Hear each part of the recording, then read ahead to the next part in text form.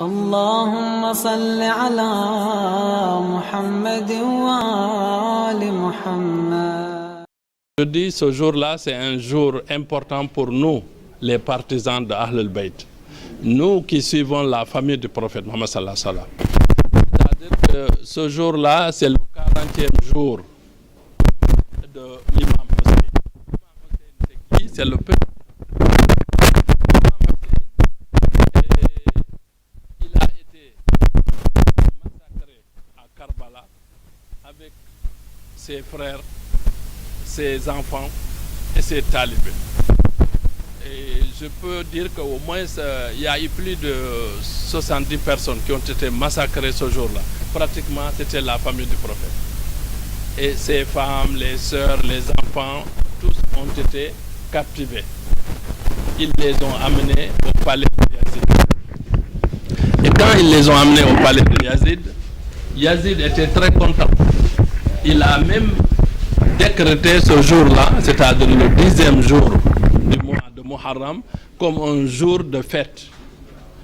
La fête, c'est-à-dire pour montrer, pour fêter la victoire des Omeyyades sur la famille du prophète.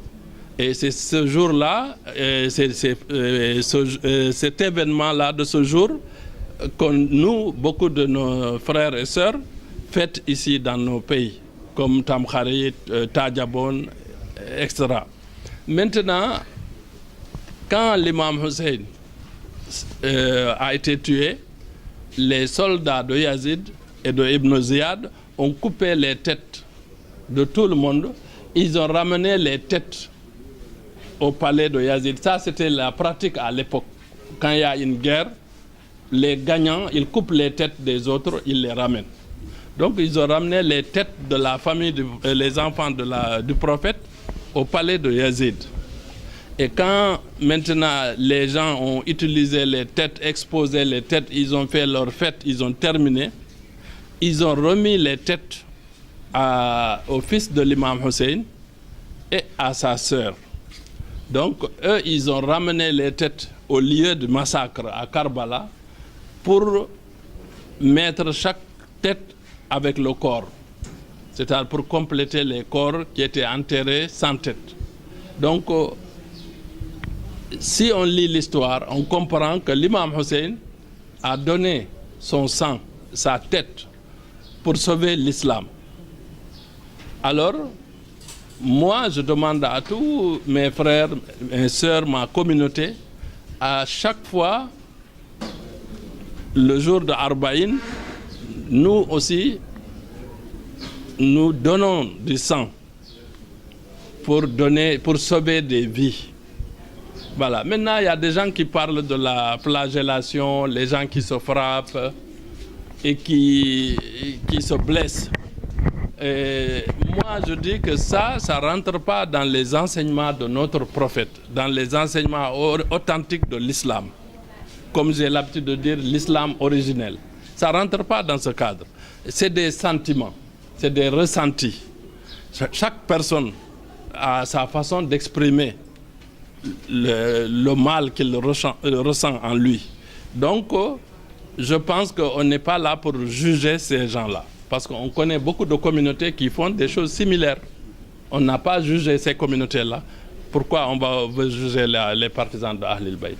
Donc, il faut que tout le monde soit traité de la même manière. Nous, on a choisi de suivre les enseignements de notre prophète.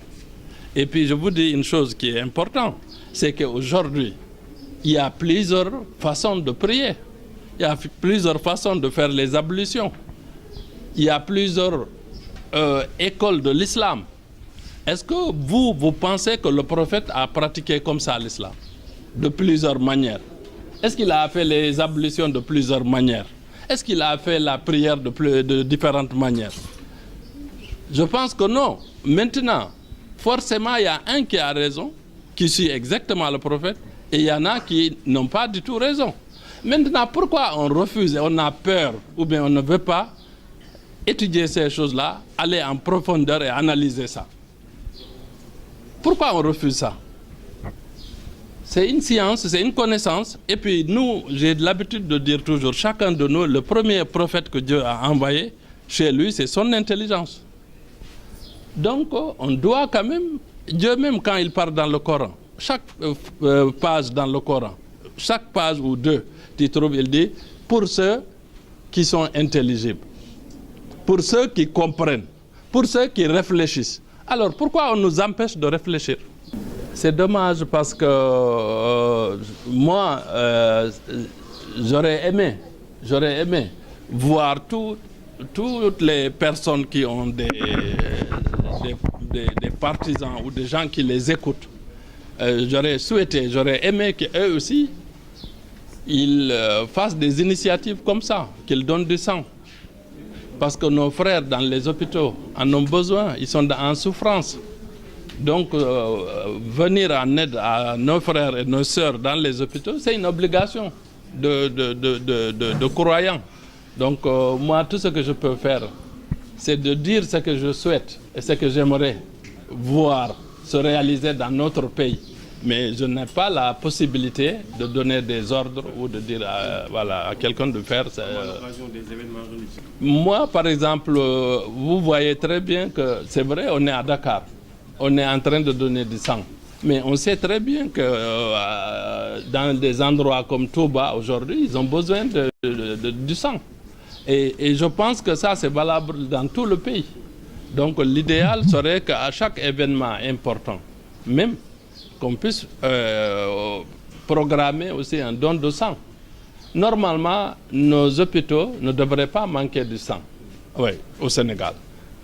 Mais si chacun ne pense qu'à lui-même, à ce moment-là, on aura toujours des difficultés.